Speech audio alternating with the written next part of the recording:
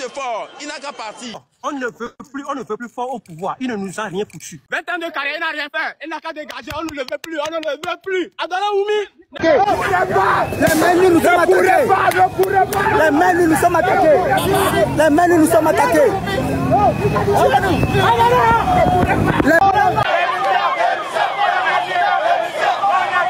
Fort doit partir. Merci. Ensemble des manifestants autour de moi scandaient le mot d'ordre de la démission de Faure. Les manifestations contre Faure Gnassingbé se sont poursuivies jusqu'en fin de journée. Des milliers de personnes qui demandent le départ du président. Le Togo est à un tournant de son histoire. Alors que le pouvoir pensait avoir éteint la contestation, une nouvelle vague de colère populaire monte. Les manifestations du 6 juin, pourtant massivement suivies, ont été étouffées, sans débouché concret. Aucune réponse, aucun geste. Le silence du pouvoir a résonné comme une provocation. Mais cette fois, la population ne compte plus reculer. Le seul individu qu'il reste à écarter pour qu'il y ait la peur au Togo, c'est M. Faure Gnassingbé.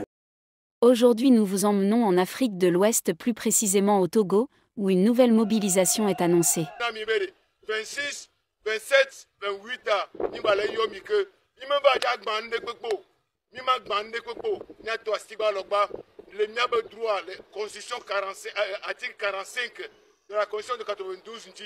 Les 26, 27 et 28 juin prochains, le peuple togolais prévoit de redescendre dans les rues de Lomé, de Bé à Dékon, en passant par les grandes artères de Sogbosito, Segbé, et jusqu'à l'entrée de la ville à Anéo. Mais la contestation ne s'arrête plus à la capitale. Les grandes villes du Nord se joignent également à l'appel: Kara, Atakpamé, Sokodé, Bamono, Bafilo, Mango, Dapaom.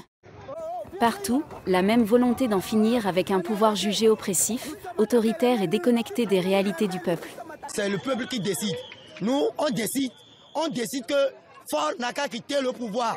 Le mandat qu'il a fait, ça suffit comme ça. On n'est rien à foutre avec lui. Le peuple qui a tant souffert, il ne peut qu'être dans la rue. Aujourd'hui, nous n'avons pas les armes, nous n'avons pas les gaz, nous n'avons pas les voitures qui ramassent les gens. Donc nous sommes sortis les mains nues pour dire que ça suffit. Voilà, donc la rue, nous sommes déterminés, la rue va le faire partir. On ne veut plus de Faure, il n'a qu'à partir. Ces 3 jours ne seront pas de simples protestations. Ils constituent un ultimatum national de 72 heures adressé à Faure Gnassingbé. Quitte le pouvoir, tu as été mal élu.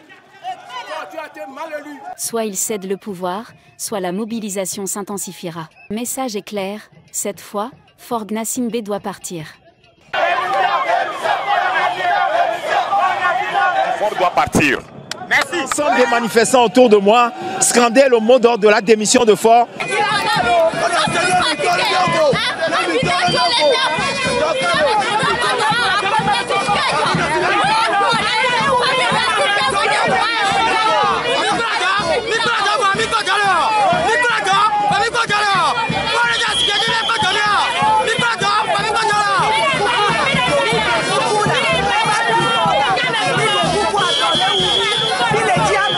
Depuis plus de 20 ans, il est au pouvoir. Aujourd'hui, une partie de la population rejette catégoriquement la réforme constitutionnelle qui le maintient à la tête de l'État à vie, sans élection présidentielle directe. Pour les opposants, c'est un coup de force, une confiscation du pouvoir. Hier a été parachevé le coup de force constitutionnel par la mise en place du président du Conseil et du président de la République destiné à inaugurer les chrysanthèmes. Notre réaction est la même dès le début de cette opération-là. Il y a une imposture et une forfaiture. Nous n'allons jamais baisser les bras en ce qui concerne la résistance face à ce coup de force. Mais au-delà des discours politiques, c'est le ras-le-bol qui s'exprime. Nous avons ras-le-bol. Il faut que ce président dégage maintenant. Un cri venu de la rue, porté par les jeunes, les femmes, les commerçants, les étudiants, les chauffeurs de taxi-moto. Tous unis derrière un seul mot d'ordre: libérer le Togo.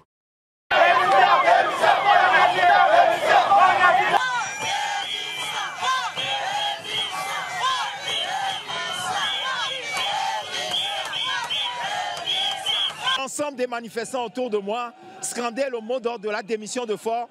C'est l'exigence de l'heure et je pense que nous devons peser de toutes nos forces pour arracher sa démission.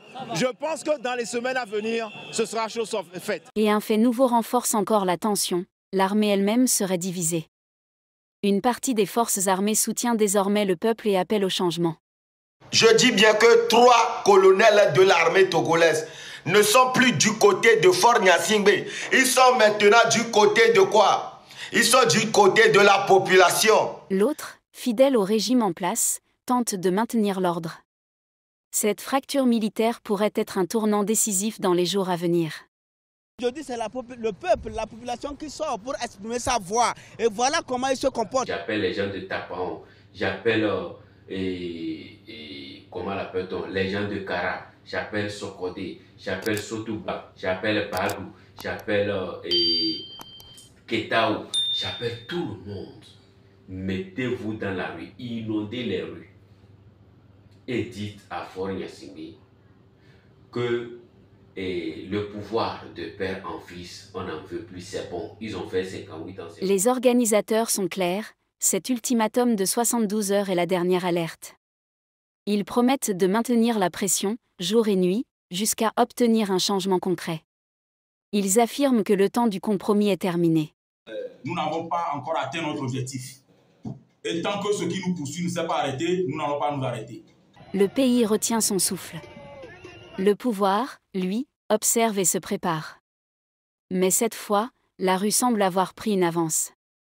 Et dans les foyers, dans les quartiers, sur les réseaux sociaux, une même phrase revient en boucle. Le temps de la peur est passé. Nous manifestons aujourd'hui pour démontrer notre colère. Nous disons que 50 ans au pouvoir, d'une seule famille, d'un seul régime, ça suffit. Chers abonnés, le rendez-vous est pris. Les 26, 27 et 28 juin, le peuple togolais tout entier du sud jusqu'au nord, civil comme militaire, se lève pour écrire un nouveau chapitre de son histoire.